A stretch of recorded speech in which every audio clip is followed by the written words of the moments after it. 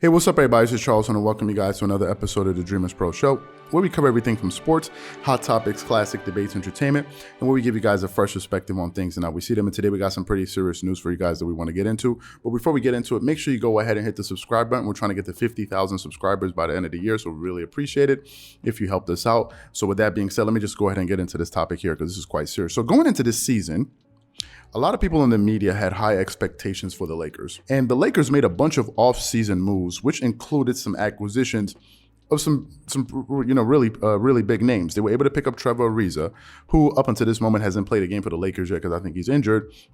Of course, they picked up a future Hall of Famer Carmelo Anthony, who at the beginning of the season was playing very, very well for the Lakers, and we even did some videos about this.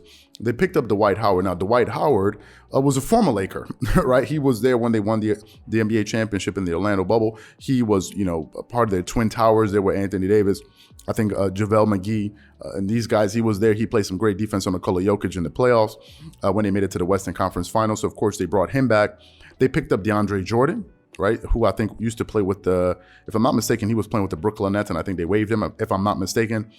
And then they picked up Russell Westbrook, who was the biggest acquisition of the offseason for them, right? Because Russell Westbrook, they picked him up via trade when they traded away Kyle Kuzma and Montrezl Harrell, and I think they also lost Alex Caruso in free agency. So after they were able to put together this compilation of big name players, I think a lot of people assumed that the Lakers were going to be good just because of all of these big names. Because you also have to keep in mind that they also were able to retain LeBron James and Anthony Davis. So you put all of these players together, you have an amalgamation of all-stars.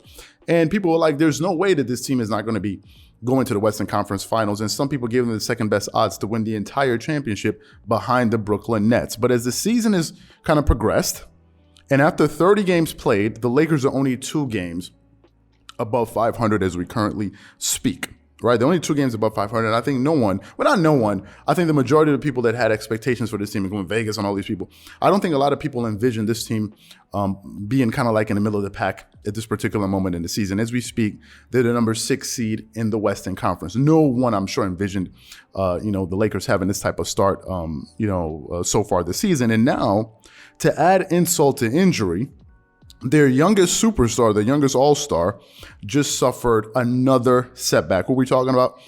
We're talking about Anthony Davis. The news broke late last night, and because I saw the game when he really injured himself against the Minnesota Timberwolves, and it was a freakish kind of game because he suffered 2. I think once early in the game he rolled his ankle. I think with 8 minutes played in the first quarter. That was kind of a freakish thing. He went to the back.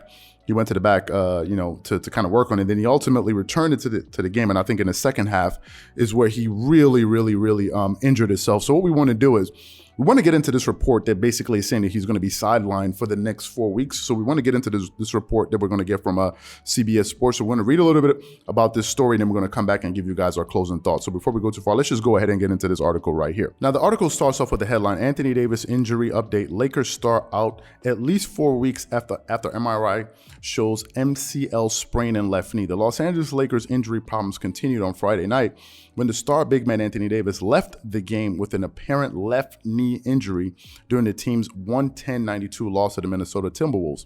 Davis underwent an MRI on his knee and received an MCL sprain, the team announced. Davis will be reevaluated in 4 weeks. The injury occurred in the middle of the third quarter after LeBron James passed the ball to Davis and then tried to create some space by pushing off Jaden McDaniels.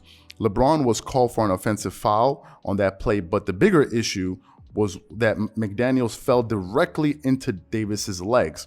Davis immediately collapsed and clutched his knee in obvious pain, and he tried to make his way to the locker room under his own power. He then collapsed in the tunnel, and he had to be helped the rest of the way. This incident involving Davis highlights the Lakers' current problems. Like most teams in the league, they're shorthanded right now due to injuries and players in the health and safety protocols. In fact, things were so bad that they were granted a hardship exception that allowed them to sign veteran guard Isaiah Thomas out of the G League. Thomas joined the team in Minneapolis and suited up against the Timberwolves for his first NBA game since last season. Now they'll be forced to play on without Anthony Davis for the foreseeable future. So that's what the article had to say. And to me, this is devastating news for the Lakers, right? This is devastating news for the Lakers. But unfortunately, this has been the story with Anthony Davis. Now, Charles Barkley made a joke about Anthony Davis. It was funny, but there was truth to it. He called him Anthony Street Clothes Davis, right? And he's basically saying that Anthony Davis is always injured. And this has pretty much been the story with Anthony Davis. He's injury prone.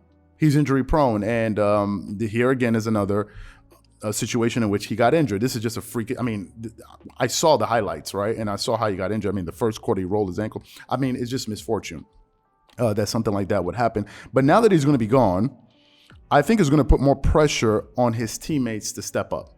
And now you're going to have to ask LeBron James to do even more. And I just don't see how he will be able to carry this team at the age of 37, because remember, LeBron is turning 37 this month, I believe.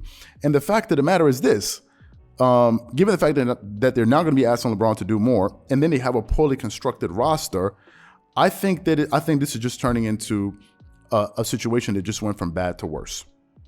Personally, I just don't see how things are going to get better. Now, they signed Isaiah Thomas. Someone asked me to quickly touch on this, and I'll quickly touch on this here. They signed him, and he was a bright spot. I think his first game he went out there and he scored 19 points. But we all knew that Isaiah Thomas can score the basketball, and he gave them a scoring punch, right? Which is something that they needed. But I just think the fact of the matter is this roster was constructed poorly. And the people you have to look at and really blame for that are LeBron James and Rob Pelinka, who's the GM of the Lakers, right? These are the guys that went out there and constructed this roster. I think one of their dumbest moves was passing on Buddy Hield for Russell Westbrook. That was a stupid move, and now you've seen, because Russell Westbrook hasn't paid dividends. You're paying a guy $40 million, and is he giving you $40 million worth of production? I don't think he is, right? So I don't think Russell Westbrook has been a factor. He's been a non-factor. Some people say, well, you can't blame everything on Russ. Well, you can't blame everything on Russ, certainly, but you can't give him a lot of credit because, are you telling me that Russell Westbrook, you add him to this team and it can only be 2 games above 500? I mean, are you kidding me? So Russell Westbrook, I think he's been a non-factor. He makes some of the stupidest turnovers you'll ever see in an NBA game. If you want to see some of the stupidest head-scratching turnovers, go watch the Lakers game highlights and look at the turnovers that Russell Westbrook. I mean, it's just like you're looking at the dude, he's making these turnovers, and you're like, bro, are you even in the same court with us? Like, where's your mind at right now? Russell Westbrook has been making a lot of stupid turnovers for that team, and now you exacerbate the issue with Anthony Davis now being sidelined. And then also, let me say this: before Anthony Davis was sidelined, he was already a disappointment to me. I never expected much out of Anthony Davis to begin with. Nothing about him surprised me. I'm not even talking about his injury. Nothing about AD surprised me because I've been on this train for 2 years now.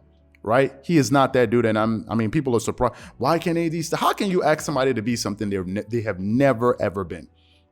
Right? So to me, Anthony Davis has been, he's been a disappointment. And now they're sitting here waiting for LeBron James to pick it up.